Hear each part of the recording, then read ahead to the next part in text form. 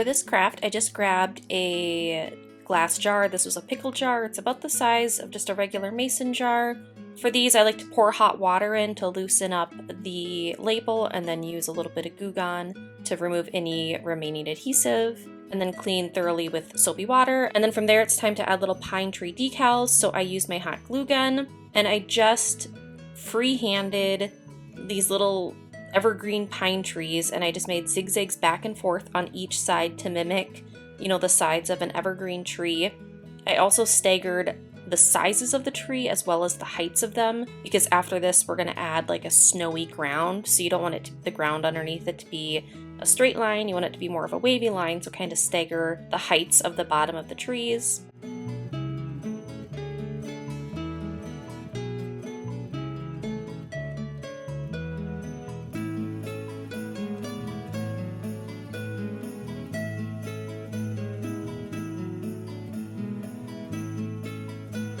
And then that hot glue will dry within like 5 minutes, super quick. And once that's dry to the touch, you can rub off any excess of those little strands of hot glue.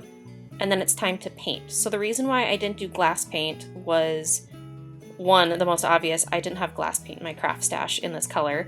And I didn't want to go to the craft store to make this. I just wanted to use what I had on hand. And I wanted to add some texture and dimension, so that's why I made the trees out of hot glue and then painted over top of them.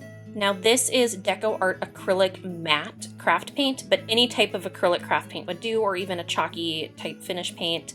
It doesn't really matter. And then follow the branches of the trees. So you're gonna do 2 thin coats of paint. So 1 thin coat, let it dry, and another thin coat. But you'll see here, I'm starting at the tips of each branch and painting towards the center. And then on my second coat, I did the opposite direction, but it doesn't really matter. The whole point is you kind of want to have the paint strokes, the brush strokes, mimic the branches of a real evergreen tree, just to make it look nicer.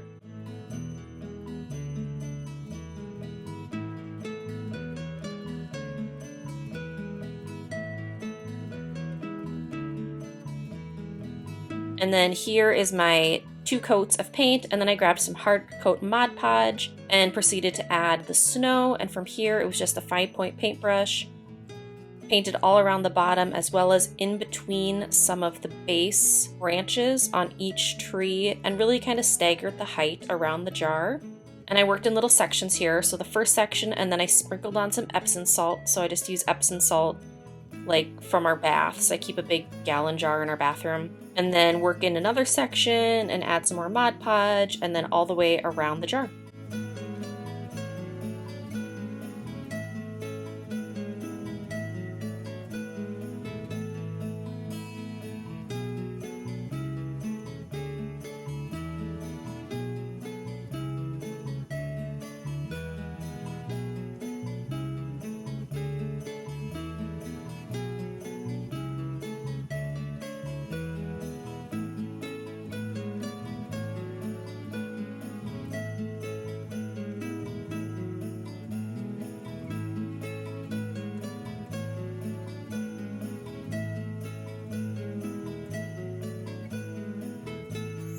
And then I just finished off my little wintry pine tree jar with some twine from Dollar Tree.